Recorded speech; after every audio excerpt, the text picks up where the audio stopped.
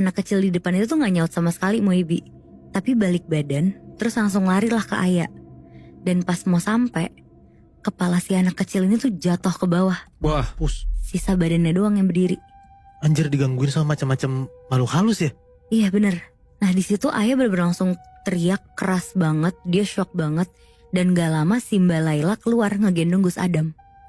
wah anjir.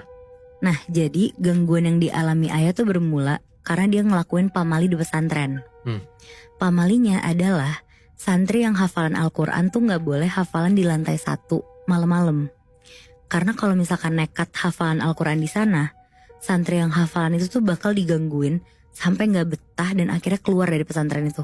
Oh shit. Tapi si Ayah tahu nggak kalau misalnya emang yang harus ngafalin Al-Quran itu nggak boleh baca di lantai 1? Aya gak tahu Moy. Oh, apes juga berarti dong. Iya bener. Nah sampai suatu hari si Aya ini tuh terpaksa harus hafalan di lantai 1. Karena si Aya tuh gak bisa hafalan di kompleknya sendiri. Karena dapat pesan dari Kiai kalau anak Kiai yang kecil tuh lagi sakit.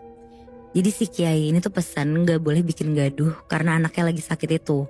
Takutnya nanti kebangun terus nangis. Ya. Jadi dia hafalan di lantai 1 yang mana itu sepi lah ya. Bener. Jadi gak ganggu orang gitu. Oke, terus? Karena si Aya takut dimarahin, bener kata lo Bi, dia akhirnya ke lantai 1. Karena si Aya ini tipe yang kalau hafalan tuh harus keras suaranya. Tapi dia sekarang posisinya udah tahu nih kalau di lantai 1 tuh gak boleh. Belum, dia belum tahu Oh, juga. dia gak tahu. Dia masih belum tahu. Oke, terus. Nah jadilah dia hafalan di lantai 2 dulu nih awalnya. Tapi pas dia sampai di lantai 2, waktu itu tuh lantai komplek pada direnovasi. Jadi lantainya tuh kayak diganti ulang dan dicat ulang gitu. Jadi gak nyaman nih si Aya kalau misalkan mau hafalan di situ. Akhirnya dia hafalan lah ke lantai 1 nih. Nah akhirnya si Aya tuh bangun sekitar jam 1 pagi. Pakai mukena, dia bawa Al-Qur'annya, terus dia turun ke lantai 1. Dia duduk di tangga untuk hafalan. Keadaannya di situ semuanya sepi, nggak ada yang bangun karena ada peraturan tuh di pesantren itu. Jam 10 malam harus steril dan nggak boleh ada yang keluar dari kamar. Nah 15-20 menit kemudian si Aya nih mulai hafalan kayak biasa. Nggak ada apa-apa, semuanya aman.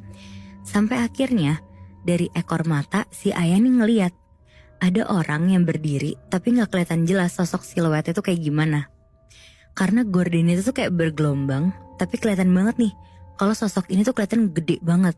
Dari balik gorden itu? Iya. Oke. Di situ si Aya tuh mikirnya itu salah satu santri.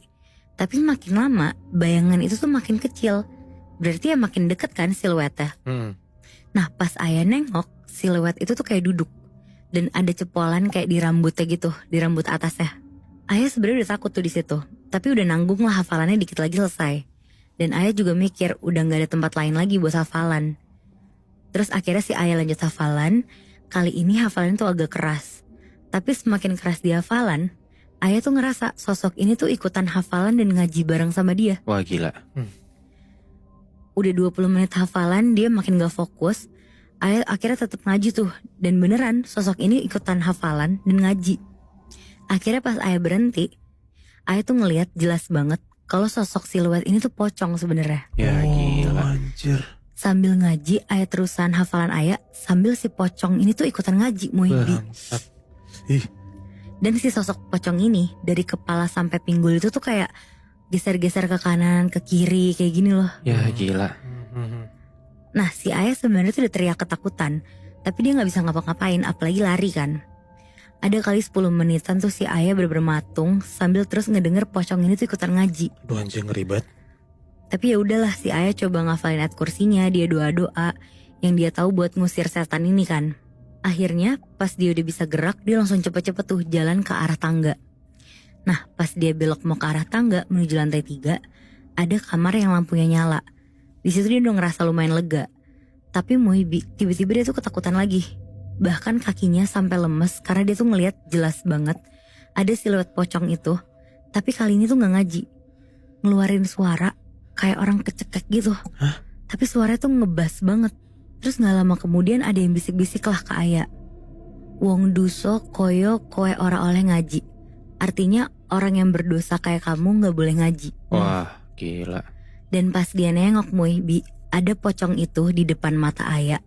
Pocongnya tuh mukanya busuk banget, matanya keluar ngegantung di uratnya. Ih. Terus matanya tuh warnanya hijau kemerahan gitu. Dan mukanya tuh udah gak utuh karena kayak udah digerogotin ulet gitu. Oh gila. Setelah kejadian di lorong itu, si Ayah tuh baru ceritalah itu semuanya. Dan semenjak itu, si Ayah tuh ngehadap ke Bu Nyai. Bu Nyai ini tuh kayak orang di pesantrennya. Dan ceritalah semua hal yang dialamin semenjak itu. Di situ Bu Nyai cuma ngelus-ngelus kepala Ayah dan senyum sambil bilang, semua makhluk yang gak terlihat itu adanya mutlak, gak bisa dihindari dan diremehkan. Kita harus bisa menerima banyak makhluk jauh sebelum kamu datang. Dan mereka hidup di mana aja di sini. Bisa saja mereka terganggu karena kamu mencuri waktunya dan merasa bahwa tempat mereka bukan tempat untuk menghafal Al-Quran. Di situ Bu Nyai juga bilang, Kiai emang ngebiarin mereka di sana biar santri-santri itu punya iman untuk dipegang. Oh, oke. Nah setelah Bu Nyai bilang gitu, Ayah tuh ngerasa tenang dan dia minta solusinya. Terus si Bu Nyai baca doa-doa yang Ayah tuh belum pernah denger. Terus kepalanya Ayah kayak diusap-usap dan disaranin untuk Ayah tuh bangun jam 2 pagi buat ngaji sama sholat malam selama 7 hari 7 malam tuh Moebi. Oke. Sama dia juga disuruh puasa Senin Kamis. Nah setelah Ayah ngikutin semua petunjuk dari Bu Nyai, udah gak ada lagi tuh gangguan-gangguan di pesantren. Tapi semenjak malam Ayah ketemu pocong itu, si Ayah ini jadi sensitif dan peka. Bahkan dia tuh bisa ngelihat hal-hal yang gak kelihatan. Oh. Terus dia juga kalau hafalan nih Moebi jadi cepet banget. Kalau biasanya dia setoran hafalan 3 lembar ke si Kiai, sekarang tuh si Ayah udah bisa setoran hafalan 7-8 lembar ke Kiai setiap harinya. Wow. Oh, berarti sebenarnya after dia ngelihat masuk makhluk halus itu ya, ada sisi positifnya, ada sisi negatifnya ya? Bener. Oh. Bener. Gue juga ngeliatnya kayak kalau misalkan lu dikasih tahu nih, ya udah nggak apa-apa, banyak makhluk di pesantren itu untuk ningkatin iman lu ya. Iya. Cuman agak ekstrim juga sih, iya gak sih? Ya lo jadi Iyalah. peka kan masalahnya. Heeh.